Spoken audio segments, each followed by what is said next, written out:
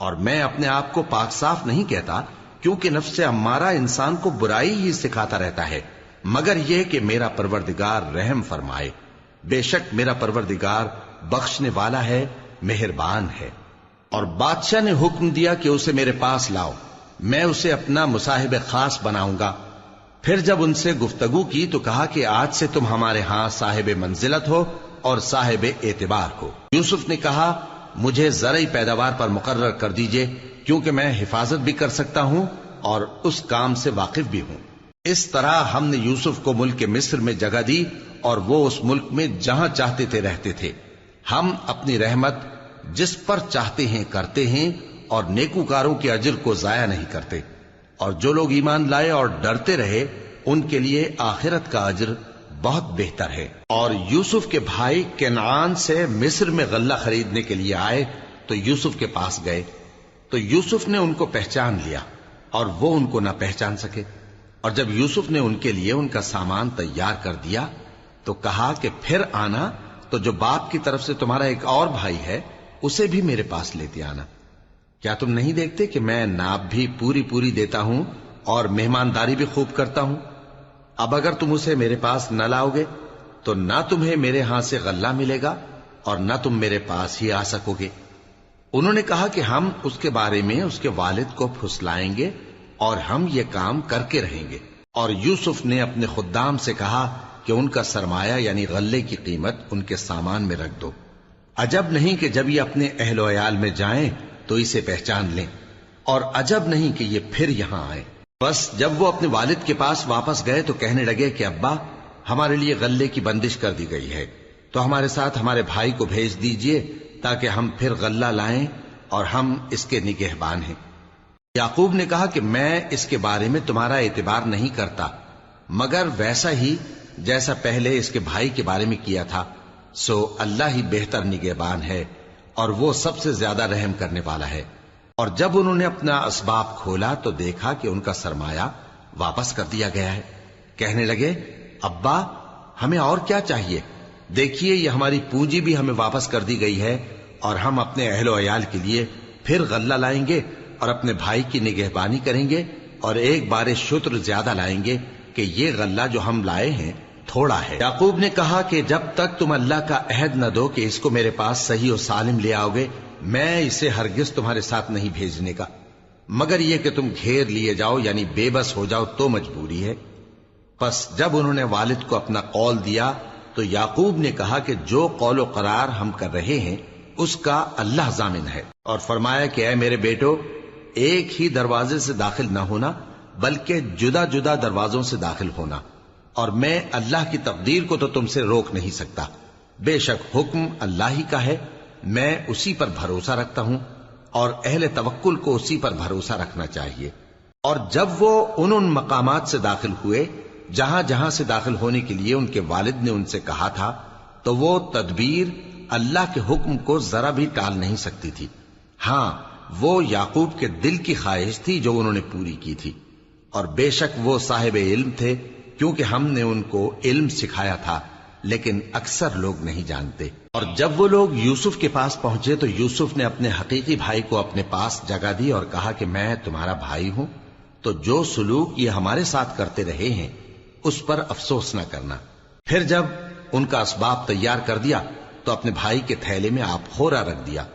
پھر جب وہ آبادی سے باہر نکل گئے تو ایک پکارنے والے نے آواز دی کہ قافلے والو تم تو چور ہو۔ وہ ان کی طرف متوجہ ہو کر کہنے لگے کہ تمہاری کیا چیز کھوئی گئی ہے؟ وہ بولے کہ بادشاہ کا کٹورا کھویا گیا ہے، اور جو شخص اس کو لے کے آئے اس کے لیے ایک بار شتر انعام، اور میں اس کا ضامن ہوں۔ وہ کہنے لگے کہ اللہ کی قسم تم کو معلوم ہے کہ ہم اس ملک میں اس لیے نہیں آئے کہ خرابی کریں اور نہ ہم چوری کیا کرتے ہیں۔ وہ بولے کہ اگر تم جھوٹے نکلے یعنی چوری ثابت ہوئی تو اس کی سزا کیا؟ انہوں نے کہا کہ اس کی سزا یہ کہ جس کے تھیلے میں وہ دستیاب ہو وہی اس کا بدل قرار دیا جائے، ہم ظالموں کو یہی سزا دیا کرتی ہیں۔ پھر یوسف نے اپنے بھائی کے تھیلے سے پہلے ان کے تھیلوں کو دیکھنا شروع کیا، پھر اپنے بھائی کے تھیلے میں سے اس کو نکال لیا۔ اس طرح ہم نے یوسف کے لیے تدبیر کی، ورنہ بادشاہ کے قانون کے مطابق وہ اپنے بھائی کو لے نہیں سکتے تھے مگر یہ کہ اللہ چاہے ہم جس کے چاہتے ہیں درجے بلند کرتے ہیں، اور ہر علم والے سے بڑھ کر ایک بڑا علم والا ہے۔ برادران یوسف نے کہا کہ اگر اس نے چوری کی ہو تو کچھ عجب نہیں کہ اس کے ایک بھائی نے بھی پہلے چوری کی تھی، مگر یوسف نے اس بات کو اپنے دل میں مخفی رکھا اور ان پر ظاہر نہ ہونے دیا، یعنی زیر لب کہا کہ تم بڑے برے ہو اور جو تم بیان کرتے ہو اللہ اسے خوب جانتا ہے۔ وہ کہنے لگے کہ اے عزیز، اس کے والد بہت بوڑھے ہیں اور اس سے بہت محبت رکھتے ہیں، تو اس کو چھوڑ دیجئے اور اس کی جگہ ہم میں سے کسی کو رکھ لیجئے، ہم دیکھتے ہیں کہ آپ احسان کرنے والے ہیں۔ یوسف نے کہا کہ اللہ پناہ میں رکھے کہ جس شخص کے پاس ہم نے اپنی چیز پائی ہے اس کے سوا کسی اور کو پکڑ لیں، ایسا کریں تو ہم بڑے بے انصاف ہیں۔ آخر جب وہ اس سے نا امید ہو گئے تو الگ ہو کر صلاح کرنے لگے۔ سب سے بڑے نے کہا، کیا تم نہیں جانتے کہ تمہارے والد نے تم سے اللہ کا عہد لیا ہے اور اس سے پہلے بھی تم یوسف کے بارے میں قصور کر چکے ہو؟ تو جب تک والد صاحب مجھے اجازت نہ دیں میں تو اس جگہ سے ہلنے کا نہیں، یا اللہ میرے لیے کوئی فیصلہ کرے، اور وہ سب سے بہتر فیصلہ کرنے والا ہے۔ تم سب والد صاحب کے پاس واپس جاؤ اور کہو کہ ابا، آپ کے صاحبزادے نے وہاں جا کر چوری کی، اور ہم نے تو اپنی دانست کے مطابق آپ سے اس کے لے آنے کا عہد کیا تھا، مگر ہم غیب کی باتوں کے جاننے اور یاد رکھنے والے تو نہیں تھے، اور جس بستی میں ہم ٹھہرے تھے وہاں سے، یعنی اہل مصر سے، اور جس قافلے میں آئے ہیں اس سے دریافت کر لیجئے، اور ہم اس بیان میں بالکل سچے ہیں۔ جب انہوں نے یہ بات یعقوب سے آ کر کہی تو انہوں نے کہا کہ حقیقت یوں نہیں ہے، بلکہ یہ بات تم نے اپنے دل سے بنا لی ہے، تو صبر ہی بہتر ہے۔ عجب نہیں کہ اللہ ان سب کو میرے پاس لے آئے، بے شک وہ علم والا ہے، حکمت والا ہے۔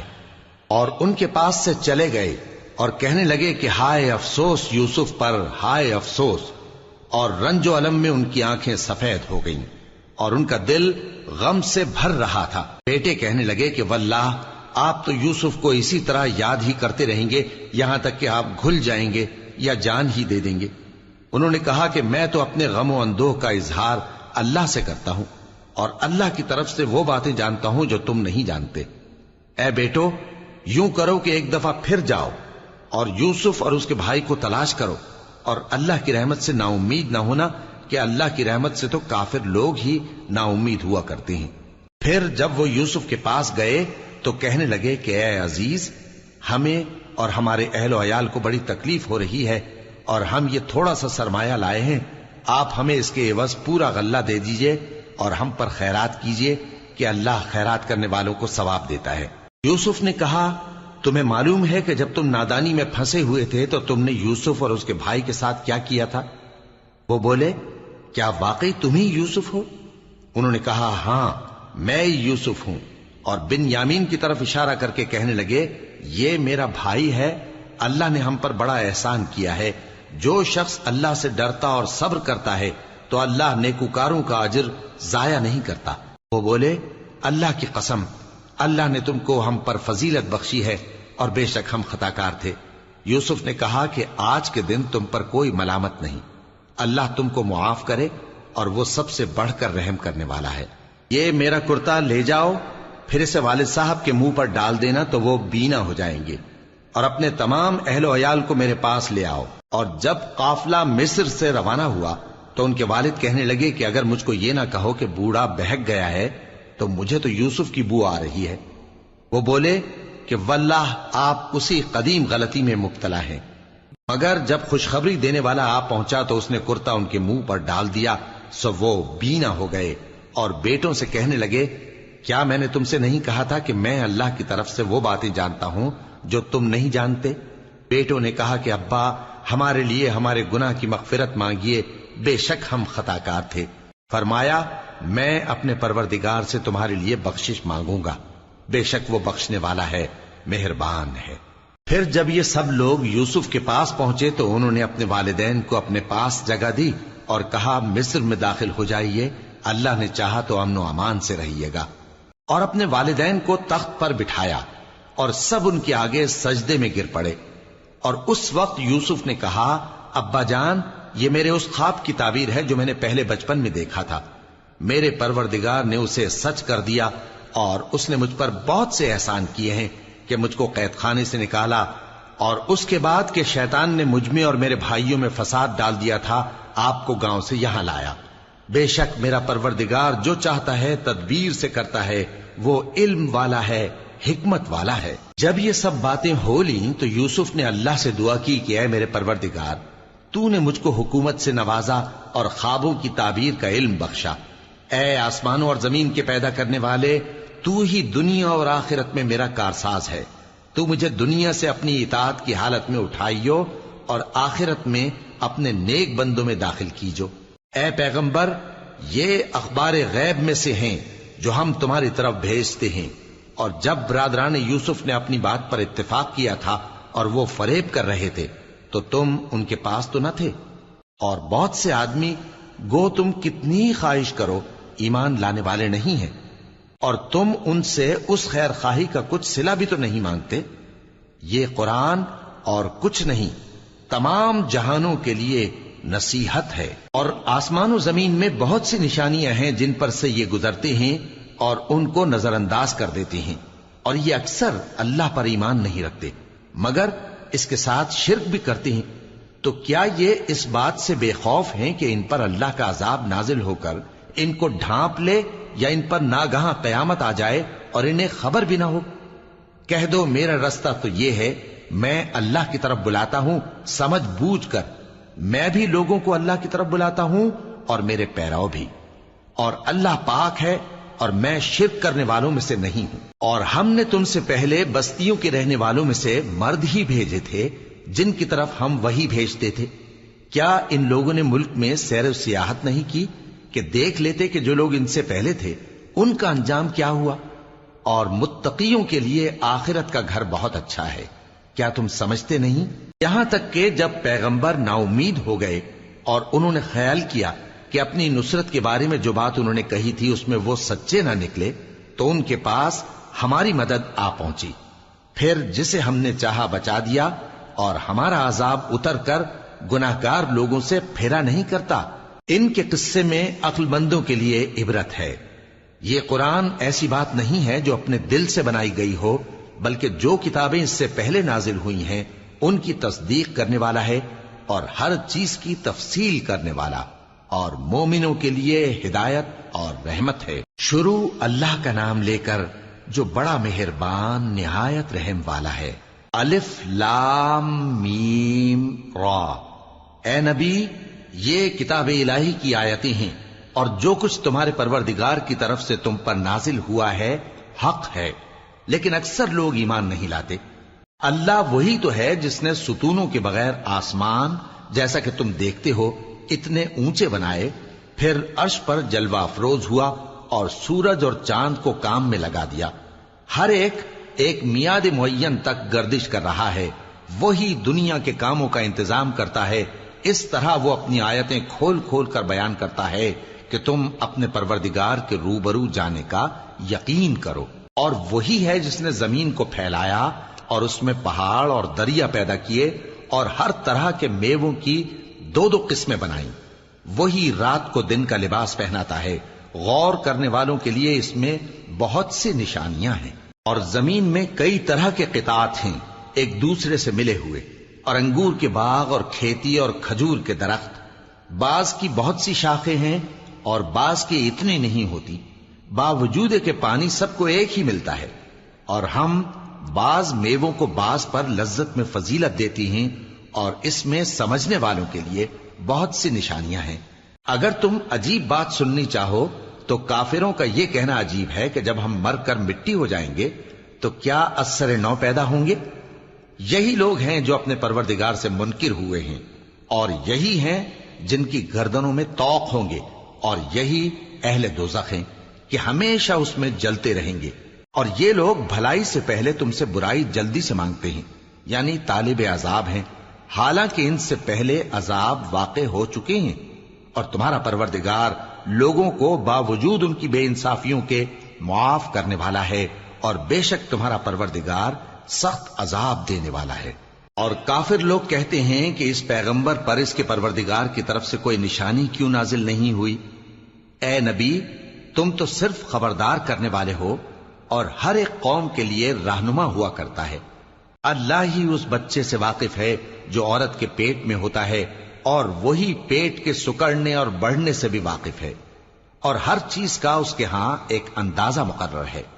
وہ چھپی اور ظاہر چیزوں کا جاننے والا ہے، سب سے بزرگ ہے، عالی رتبہ ہے۔ کوئی تم میں سے چپکے سے بات کہے یا پکار کر، یا رات کو کہیں چھپ جائے یا دن کی روشنی میں کھلم کھلا چلے پھرے، اللہ کے نزدیک برابر ہے۔ اس کے آگے اور پیچھے اللہ کے چوکیدار ہیں جو اللہ کے حکم سے اس کی نگرانی کرتے ہیں۔ اللہ اس نعمت کو جو کسی قوم کو حاصل ہے نہیں بدلتا جب تک کہ وہ اپنی حالت کو نہ بدلے، اور جب اللہ کسی قوم کے ساتھ برائی کا ارادہ کرتا ہے تو وہ پھر نہیں سکتی، اور اللہ کے سوا ان کا کوئی مددگار نہیں ہوتا۔ وہی تو ہے جو تم کو ڈرانے اور امید دلانے کے لیے بجلی دکھاتا اور بھاری بھاری بادل پیدا کرتا ہے، اور رعد اور فرشتے سب اس کے خوف سے اس کی تسبیح و تحمید کرتے رہتے ہیں۔ اور وہی بجلیاں بھیجتا ہے، پھر جس پر چاہتا ہے گرا بھی دیتا ہے، جبکہ وہ اللہ کے بارے میں جھگڑتے ہیں، اور وہ بڑی قوت والا ہے۔ کام کا پکارنا تو اسی کا ہے، اور جن کو یہ لوگ اس کے سوا پکارتے ہیں وہ ان کی پکار کو کسی طرح قبول نہیں کرتے، مگر اس شخص کی طرح جو اپنے دونوں ہاتھ پانی کی طرف پھیلا دے تاکہ دور ہی سے اس کے منہ تک آ پہنچے، حالانکہ وہ اس تک کبھی بھی نہیں آ سکتا۔ اور اسی طرح کافروں کی پکار بیکار ہے۔ اور جتنی مخلوقات آسمانوں اور زمین میں ہے، خوشی سے یا ناخوشی سے اللہ کے آگے سجدہ کرتی ہے، اور ان کے سائے بھی صبح و شام سجدے کرتے ہیں۔ ان سے پوچھو کہ آسمانوں اور زمین کا پروردگار کون ہے؟ تم ہی کہہ دو کہ اللہ۔ ان سے کہو کہ کیا تم نے اللہ کو چھوڑ کر ایسے لوگوں کو کارساز بنایا ہے جو خود اپنے نفع و نقصان کا بھی اختیار نہیں رکھتے؟ کہو کیا اندھا اور آنکھوں والا برابر ہیں، یا اندھیرا اور اجالا برابر ہو سکتا ہے؟ بھلا ان لوگوں نے جن کو اللہ کا شریک مقرر کیا ہے، کیا انہوں نے اللہ کسی مخلوقات پیدا کی ہے جس کے سبب ان کے لیے مخلوقات مشتبہ ہو گئی ہے؟ کہہ دو کہ اللہ ہی ہر چیز کا پیدا کرنے والا ہے، اور وہ یکتا ہے، بڑا زبردست ہے۔ اسی نے آسمان سے مے برسایا، پھر اس سے اپنے اپنے اندازے کے مطابق نالے بہ نکلے، پھر پانی پر پھولا ہوا جھاگ آ گیا۔ اور جس چیز کو زیور یا کوئی اور سامان بنانے کے لیے آگ میں تپاتے ہیں اس میں بھی ایسا ہی جھاگ ہوتا ہے۔ اس طرح اللہ حق و باطل کی مثال بیان فرماتا ہے۔ سو جھاگ تو سوکھ کر زائل ہو جاتا ہے، اور پانی جو لوگوں کو فائدہ پہنچاتا ہے وہ زمین میں ٹھہرا رہتا ہے۔ اس طرح اللہ صحیح اور غلط کی مثالیں بیان فرماتا ہے تاکہ تم سمجھو۔ جن لوگوں نے اللہ کے حکم کو قبول کیا ان کی حالت بہت بہتر ہوگی، اور جنہوں نے اس کو قبول نہ کیا، اگر روئے زمین کے سب خزانے ان کے اختیار میں ہوں تو وہ سب کے سب اور ان کے ساتھ اتنے ہی اور نجات کے بدلے میں صرف کر ڈالیں، مگر نجات کہاں؟ ایسے لوگوں کا حساب بھی برا ہوگا، اور ان کا ٹھکانہ بھی دوزخ ہے، اور وہ بری جگہ ہے۔ بھلا جو شخص یہ جانتا ہے کہ جو کچھ تمہارے پروردگار کی طرف سے تم پر نازل ہوا ہے حق ہے، وہ اس شخص کی طرح ہے جو اندھا ہے؟ اور سمجھتے تو وہی ہیں جو عقل مند ہیں، جو اللہ کے عہد کو پورا کرتے ہیں اور قول و قرار کو نہیں توڑتے، اور جن رشتوں کے جوڑے رکھنے کا اللہ نے حکم دیا ان کو جوڑے رکھتے، اور اپنے پروردگار سے ڈرتے رہتے اور برے حساب سے خوف رکھتے ہیں۔ اور جو اپنے پروردگار کی خوشنودی حاصل کرنے کے لیے مصائب پر صبر کرتے ہیں اور نماز پڑھتے ہیں، اور جو مال ہم نے ان کو دیا ہے اس میں سے پوشیدہ اور ظاہر خرچ کرتے ہیں، اور نیکی سے برائی کو دور کرتے ہیں، یہی لوگ ہیں جن کے لیے عاقبت کا گھر ہے، یعنی ہمیشہ رہنے کے باغات جن میں وہ داخل ہوں گے، اور ان کے باپ دادوں اور بیویوں اور اولاد میں سے جو نیکوکار ہوں گے وہ بھی بہشت میں جائیں گے، اور فرشتے بہشت کے ہر ایک دروازے سے ان کے پاس آئیں گے اور کہیں گے تم پر سلام ہو، یہ تمہاری ثابت قدمی کا بدلہ ہے، اور عاقبت کا گھر خوب گھر ہے۔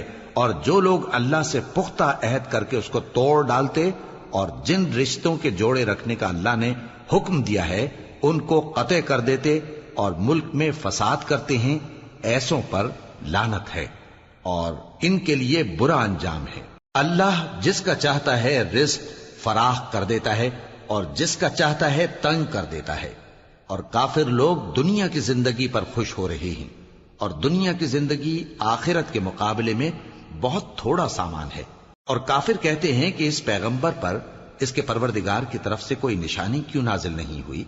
کہہ دو کہ اللہ جسے چاہتا ہے گمراہ کرتا ہے، اور جو اس کی طرف رجوع ہوتا ہے اس کو اپنی طرف کا رستہ دکھاتا ہے، یعنی ان کو جو ایمان لاتے اور جن کے دل اللہ کی یاد سے آرام پاتے ہیں ان کو۔ اور سن رکھو کہ اللہ کی یاد سے ہی دل آرام پاتے ہیں۔ جو لوگ ایمان لائے اور عمل نیک کیے ان کے لیے خوشحالی اور عمدہ ٹھکانہ ہے۔ جس طرح ہم پہلے پیغمبر بھیجتے رہے ہیں اسی طرح اے نبی ہم نے تم کو اس امت میں جس سے پہلے بہت سی امتیں گزر چکی ہیں بھیجا ہے، تاکہ تم ان کو وہ کتاب جو ہم نے تمہاری طرف بھیجی ہے پڑھ کر سنا دو۔ اور یہ لوگ رحمان کو نہیں مانتے۔ کہہ دو وہی تو میرا پروردگار ہے، اس کے سوا کوئی معبود نہیں، میں اسی پر بھروسہ رکھتا ہوں اور اسی کی طرف رجوع کرتا ہوں۔ اور اگر کوئی قرآن ایسا ہوتا کہ اس کی تاثیر سے پہاڑ چل پڑتے یا زمین پھٹ جاتی یا مردوں سے کلام کر سکتے تو کیا یہ لوگ ایمان لے آتے؟ بات یہ ہے کہ سب باتیں اللہ کے اختیار میں ہیں، تو کیا مومنوں کو اس سے اطمینان نہیں ہوا کہ اگر اللہ چاہتا تو سب لوگوں کو ہدایت کے رستے پر چلا دیتا؟ اور کافروں پر ہمیشہ ان کے اعمال کے بدلے آفت آتی رہے گی یا ان کے مکانات کے قریب نازل ہوتی رہے گی یہاں تک کہ اللہ کا وعدہ آ پہنچے۔ بے شک اللہ وعدہ خلاف نہیں کرتا۔ اور تم سے پہلے بھی رسولوں کے ساتھ تمسخر ہوتے رہے ہیں، تو میں نے کافروں کو مہلت دی، پھر میں نے ان کو پکڑ لیا، سو دیکھ لو کہ میرا عذاب کیسا رہا۔ تو کیا وہ جو ہر شخص کے اعمال کا نگراں و نگہبان ہے وہ بتوں کی طرح بے علم و بے خبر ہو سکتا ہے؟ اور ان لوگوں نے اللہ کے شریک مقرر کر رکھے ہیں۔ ان سے کہو کہ ذرا ان کے نام تو لو۔ کیا تم اسے ایسی چیزیں بتاتے ہو جو روئے زمین پر ہیں اور اسے معلوم نہیں؟ یا تم لوگ محض سطحی بات کی تقلید کرتے ہو؟ اصل یہ ہے کہ کافروں کو ان کے فریب خوبصورت معلوم ہوتے ہیں اور وہ ہدایت کے رستے سے روک لیے گئے ہیں، اور جسے اللہ گمراہ رہنے دے اسے کوئی ہدایت کرنے والا نہیں۔ ان کو دنیا کی زندگی میں بھی عذاب ہے اور آخرت کا عذاب تو بہت ہی سخت ہے، اور ان کو اللہ کے عذاب سے کوئی بھی بچانے والا نہیں۔ جس جنت کا پرہیزگاروں سے وعدہ کیا گیا ہے اس کی شان یہ ہے کہ اس کے نیچے نہریں بہ رہی ہیں، اس کے پھل ہمیشہ باقی رہنے والے ہیں اور اس کے سائے بھی۔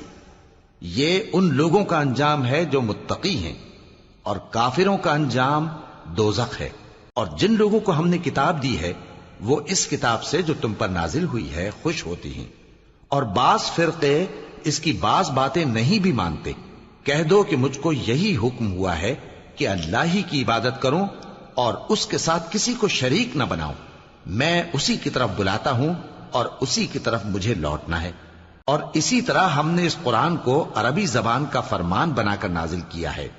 اور اگر تم علم آ جانے کے بعد ان لوگوں کی خواہشوں کے پیچھے چلو گے تو اللہ کے سامنے کوئی نہ تمہارا مددگار ہوگا اور نہ کوئی بچانے والا۔ اور اے نبی ہم نے تم سے پہلے بھی پیغمبر بھیجے تھے اور ان کو بیویاں اور اولاد بھی دی تھی، اور کسی پیغمبر کے اختیار کی بات نہ تھی کہ اللہ کے حکم کے بغیر کوئی نشانی لے آتا۔ ہر حکم قضا کتاب میں لکھا ہوا ہے۔ اللہ جس چیز کو چاہتا ہے مٹا دیتا ہے اور جس کو چاہتا ہے باقی رکھتا ہے، اور اسی کے پاس اصل کتاب ہے۔ اور اگر ہم کوئی عذاب جس کا ان لوگوں سے وعدہ کرتے ہیں تمہیں دکھائیں، یعنی تمہارے روبرو ان پر نازل کریں، یا تمہاری مدت حیات پوری کر دیں، یعنی تمہارے انتقال کے بعد عذاب بھیجیں، تو تمہارا کام ہمارے احکام کا پہنچا دینا ہے اور ہمارا کام حساب لینا ہے۔ کیا انہوں نے نہیں دیکھا کہ ہم زمین کو اس کے کناروں سے گھٹاتے چلے آ رہے ہیں؟ اور اللہ جیسا چاہتا ہے حکم کرتا ہے، کوئی اس کے حکم کا رد کرنے والا نہیں، اور وہ جلد حساب لینے والا ہے۔ جو لوگ ان سے پہلے تھے وہ بھی بہتیری تدبیریں کرتے رہے ہیں، سو تدبیر تو سب اللہ ہی کی ہوتی ہے۔ ہر شخص جو کچھ کر رہا ہے اللہ اسے جانتا ہے، اور کافر جلد معلوم کر لیں گے کہ آخرت میں اچھا انجام کس کے لیے ہوتا ہے۔ اور کافر لوگ کہتے ہیں کہ تم پیغمبر نہیں ہو۔ کہہ دو کہ میرے اور تمہارے درمیان اللہ اور وہ شخص جس کے پاس کتاب آسمانی کا علم ہے بطور گواہ کافی ہے۔ شروع اللہ کا نام لے کر جو بڑا مہربان نہایت رحم والا ہے۔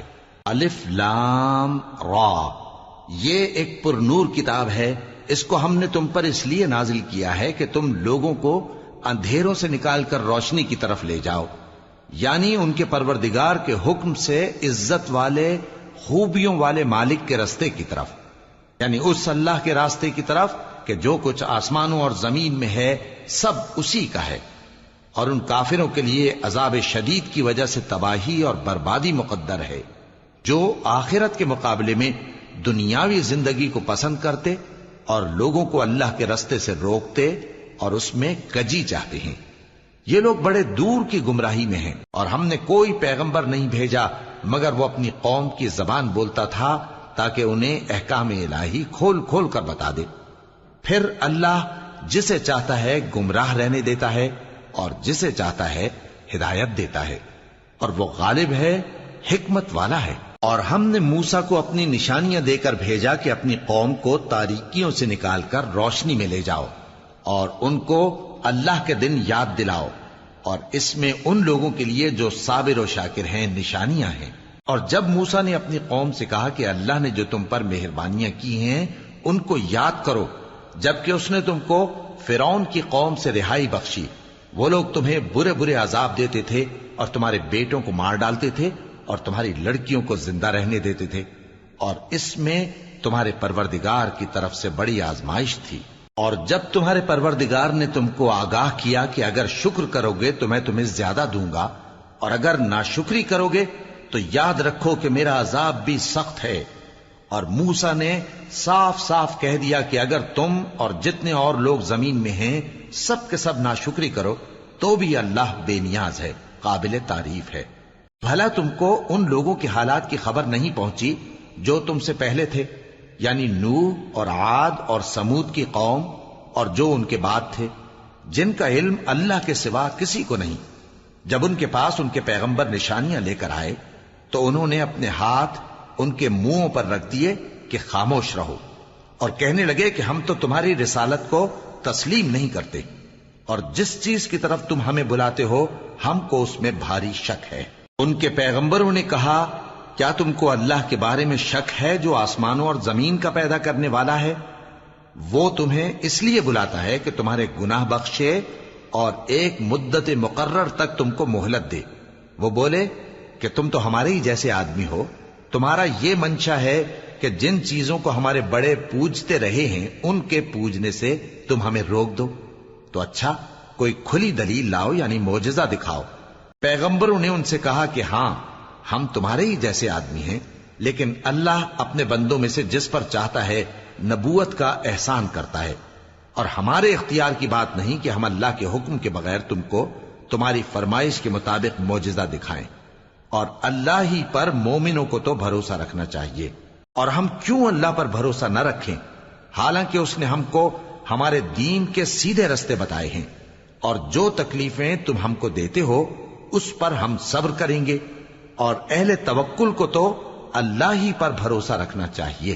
اور جو کافر تھے انہوں نے اپنے پیغمبروں سے کہا کہ یا تو ہم تم کو اپنے ملک سے باہر نکال دیں گے یا تم ہمارے مذہب میں واپس آ جاؤ۔ بس ان کے پروردگار نے ان کی طرف وحی بھیجی کہ ہم ظالموں کو ہلاک کر دیں گے اور ان کے بعد تم کو اس زمین میں آباد کر دیں گے۔ یہ اس شخص کے لیے ہے جو قیامت کے روز میرے سامنے کھڑے ہونے سے ڈرے اور میرے عذاب سے خوف کرے۔ اور پیغمبروں نے اللہ سے فتح چاہی اور ہر سرکش ضدی نامراد رہ گیا۔ اس کے پیچھے دوزخ ہے اور اسے پیپ والا پانی پلایا جائے گا، وہ اس کو گھونٹ گھونٹ کر کے پیے گا اور گلے سے نہیں اتار سکے گا، اور ہر طرف سے اسے موت آ رہی ہوگی مگر وہ مرنے میں نہیں آئے گا، اور اس کے بعد سخت عذاب ہوگا۔ جن لوگوں نے اپنے پروردگار سے کفر کیا ان کے اعمال کی مثال راکھ کی سی ہے کہ آندھی کے دن اس پر زور کی ہوا چلے جو اسے اڑا لے جائے۔ اسی طرح جو کام وہ کرتے رہے ان پر ان کو کچھ قابو نہ ہوگا۔ یہی تو پرلے سرے کی گمراہی ہے۔ کیا تم نے نہیں دیکھا کہ اللہ نے آسمانوں اور زمین کو تدبیر سے پیدا کیا ہے، اگر وہ چاہے تو تم کو نابود کر دے اور تمہاری جگہ نئی مخلوق پیدا کر دے، اور یہ اللہ کو کچھ بھی مشکل نہیں۔ اور قیامت کے دن سب لوگ اللہ کے سامنے کھڑے ہوں گے تو غریب پیروکار بڑے بن بیٹھنے والوں سے کہیں گے کہ ہم تو تمہارے پیرو تھے، کیا تم اللہ کا کچھ عذاب ہم پر سے دفع کر سکتے ہو؟ وہ کہیں گے کہ اگر اللہ ہم کو ہدایت کرتا تو ہم تم کو ہدایت کرتے۔ اب ہم گھبراہٹ ظاہر کریں یا صبر کریں، ہمارے حق میں برابر ہے، کوئی جگہ رہائی کی ہمارے لیے نہیں ہے۔ اور جب حساب کتاب کا کام فیصل ہو چکے گا تو شیطان کہے گا جو وعدہ اللہ نے تم سے کیا تھا وہ تو سچا تھا، اور جو وعدہ میں نے تم سے کیا تھا وہ جھوٹا تھا، اور میرا تم پر کسی طرح کا زور نہیں تھا۔ ہاں، میں نے تم کو گمراہی اور باطل کی طرف بلایا تو تم نے جلدی سے اور بے دلیل میرا کہنا مان لیا، تو آج مجھے ملامت نہ کرو، اپنے آپ ہی کو ملامت کرو۔ نہ میں تمہاری فریاد رسی کر سکتا ہوں اور نہ تم میری فریاد رسی کر سکتے ہو۔ میں اس بات سے انکار کرتا ہوں کہ تم پہلے مجھے شریک بناتے تھے۔ بے شک جو ظالم ہیں ان کے لیے درد دینے والا عذاب ہے۔ اور جو ایمان لائے اور عمل نیک کرتے رہے وہ بہشتوں میں داخل کیے جائیں گے جن کے نیچے نہریں بہ رہی ہیں، اپنے پروردگار کے حکم سے وہ ہمیشہ ان میں رہیں گے، وہاں وہ ہر ملاقات پر ایک دوسرے کو سلام کہیں گے۔ کیا تم نے نہیں دیکھا کہ اللہ نے کلمہ طیبہ کی کیسی مثال بیان فرمائی ہے؟ وہ ایسی ہے جیسے پاکیزہ درخت جس کی جڑ مضبوط ہو اور شاخیں آسمان میں پھیلی ہوں، وہ اپنے پروردگار کے حکم سے ہر موقع پر پھل لاتا ہو۔ اور اللہ لوگوں کے لیے مثالیں بیان فرماتا ہے تاکہ وہ نصیحت حاصل کریں۔ اور ناپاک بات یعنی غلط عقیدے کی مثال ناپاک درخت کی سی ہے کہ وہ زمین کے اوپر ہی سے اکھیڑ کر پھینک دیا جائے، اس کو ذرا بھی قرار و ثبات نہیں۔ اللہ مومنوں کے دلوں کو صحیح اور پکی بات سے دنیا کی زندگی میں بھی مضبوط رکھتا ہے اور آخرت میں بھی رکھے گا، اور اللہ بے انصافوں کو گمراہ کر دیتا ہے، اور اللہ جو چاہتا ہے کرتا ہے۔ کیا تم نے ان لوگوں کو نہیں دیکھا جنہوں نے اللہ کے احسان کو ناشکری سے بدل دیا اور اپنی قوم کو تباہی کے گھر میں لا اتارا، یعنی دوزخ میں، کہ سب ناشکرے اس میں داخل ہوں گے اور وہ برا ٹھکانہ ہے۔ اور ان لوگوں نے اللہ کے شریک مقرر کیے کہ لوگوں کو اس کے رستے سے گمراہ کریں۔ کہہ دو کہ چند روز فائدے اٹھا لو، آخر کار تم کو دوزخ کی طرف لوٹ کر جانا ہے۔ اے پیغمبر، میرے مومن بندوں سے کہہ دو کہ نماز پڑھا کریں، اور اس دن کے آنے سے پیشتر جس میں نہ اعمال کا سودا ہوگا اور نہ دوستی کام آئے گی، ہمارے دیے ہوئے مال میں سے پوشیدہ اور علانیہ خرچ کرتے رہیں۔ اللہ ہی تو ہے جس نے آسمانوں اور زمین کو پیدا کیا اور آسمان سے مے برسایا، پھر اس سے تمہارے کھانے کے لیے پھل پیدا کیے اور کشتیوں اور جہازوں کو تمہارے زیر فرمان کیا تاکہ وہ سمندر میں اس کے حکم سے چلیں، اور نہروں کو بھی تمہارے زیر فرمان کیا، اور سورج اور چاند کو تمہارے لیے کام میں لگا دیا کہ دونوں دن رات ایک ڈگر پر چل رہے ہیں، اور رات اور دن کو بھی تمہاری خاطر کام میں لگا دیا، اور جو کچھ تم نے مانگا سب میں سے تم کو عنایت کیا۔ اور اگر اللہ کے احسان گننے لگو تو شمار نہ کر سکو، مگر لوگ نعمتوں کا شکر نہیں کرتے۔ کچھ شک نہیں کہ انسان بڑا بے انصاف ہے، ناشکرا ہے۔ اور جب ابراہیم نے دعا کی کہ اے میرے پروردگار، اس شہر کو لوگوں کے لیے امن کی جگہ بنا دے، اور مجھے اور میری اولاد کو اس بات سے کہ بتوں کی پرستش کرنے لگیں بچائے رکھیو۔ اے پروردگار، انہوں نے بہت سے لوگوں کو گمراہ کیا ہے، سو جس شخص نے میرا کہا مانا وہ میرا ہے، اور جس نے میری نافرمانی کی تو تو بخشنے والا ہے، مہربان ہے۔ اے پروردگار، میں نے اپنی اولاد ایک وادی میں جہاں کھیتی نہیں، تیرے عزت و ادب والے گھر کے پاس لا بسائی ہے۔ اے پروردگار، تاکہ یہ نماز پڑھیں، سو تو لوگوں کے دلوں کو ایسا کر دے کہ ان کی طرف جھکے رہیں، اور ان کو میووں سے روزی دیتے رہنا تاکہ تیرا شکر کریں۔ اے پروردگار، جو بات ہم چھپاتے اور جو ظاہر کرتے ہیں تو سب جانتا ہے، اور اللہ سے کوئی چیز مخفی نہیں، نہ زمین میں نہ آسمان میں۔ اللہ کا شکر ہے جس نے مجھ کو بڑی عمر میں اسماعیل اور اسحاق بخشے، بے شک میرا پروردگار دعا سننے والا ہے۔ اے پروردگار، مجھ کو ایسی توفیق عنایت کر کہ نماز پڑھتا رہوں، اور میری اولاد کو بھی یہ توفیق بخش اے پروردگار میری دعا قبول فرما، اے پروردگار حساب کتاب کے دن میری اور میرے ماں باپ کی اور مومنوں کی مغفرت کیجو۔ اور مومنوں یہ نہ سمجھنا کہ یہ ظالم جو کام کر رہے ہیں اللہ ان سے بے خبر ہے، وہ ان کو اس دن تک مہلت دے رہا ہے جبکہ دہشت کے سبب آنکھیں پھٹی کی پھٹی رہ جائیں گی اور لوگ سر اٹھائے ہوئے میدان قیامت کی طرف دوڑ رہے ہوں گے، ان کی نگاہیں خود اپنی طرف لوٹ نہ سکیں گی اور ان کے دل مارے خوف کے ہوا ہو رہے ہوں گے۔ اور لوگوں کو اس دن سے آگاہ کر دو جب ان پر عذاب آ جائے گا، تب ظالم لوگ کہیں گے کہ اے ہمارے پروردگار ہمیں تھوڑی سی مہلت عطا کر تاکہ ہم تیری دعوت توحید قبول کریں اور تیرے پیغمبروں کے پیچھے چلیں۔ تو جواب ملے گا کیا تم پہلے قسمیں نہیں کھایا کرتے تھے کہ تم کو اس حال سے جس میں تم ہو زوال نہیں ہوگا؟ اور جو لوگ اپنے آپ پر ظلم کرتے تھے تم ان کے مکانوں میں رہتے تھے، اور تم پر ظاہر ہو چکا تھا کہ ہم نے ان لوگوں کے ساتھ کس طرح کا معاملہ کیا تھا، اور تمہارے سمجھانے کے لیے مثالیں بیان کر دی تھیں۔ اور انہوں نے بڑی بڑی تدبیریں کی اور ان کی سب تدبیریں اللہ کے ہاں لکھی ہوئی ہیں۔ گو وہ تدبیریں ایسی غضب کی تھیں کہ ان سے پہاڑ بھی ٹل جائیں۔ تو ایسا خیال نہ کرنا کہ اللہ نے جو اپنے پیغمبروں سے وعدہ کیا ہے وہ اس کے خلاف کرے گا۔ بے شک اللہ زبردست ہے، بدلہ لینے والا ہے۔ جس دن یہ زمین دوسری ہی زمین بنا دی جائے گی اور آسمان بھی بدل دیے جائیں گے اور سب لوگ اللہ کے سامنے نکل کھڑے ہوں گے جو یکتا ہے، بڑا زبردست ہے۔ اور اس دن تم گناہگاروں کو دیکھو گے کہ زنجیروں میں جکڑے ہوئے ہیں، ان کے کرتے تارکول کے ہوں گے اور ان کے چہروں کو آگ لپٹ رہی ہوگی، یہ اس لیے کہ اللہ ہر شخص کو اس کے اعمال کا بدلہ دے۔ بے شک اللہ جلد حساب لینے والا ہے۔ یہ قرآن لوگوں کے نام اللہ کا پیغام ہے تاکہ ان کو اس سے ڈرایا جائے اور تاکہ وہ جان لیں کہ وہی اکیلا معبود ہے اور تاکہ اہل عقل نصیحت حاصل کریں۔